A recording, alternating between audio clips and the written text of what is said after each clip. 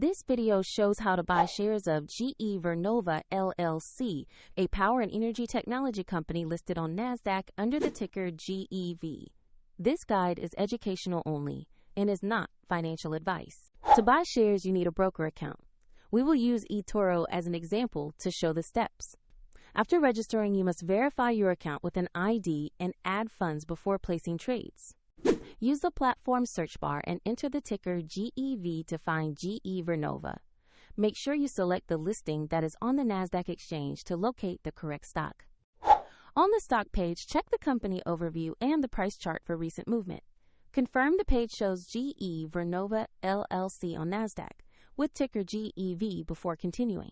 Click Invest, enter the amount you want to purchase. Review the order details and confirm the trade. If the market is closed, the order may be scheduled or executed according to the broker's rules. If you do not have sufficient funds, the platform will prompt you to add money before allowing confirmation.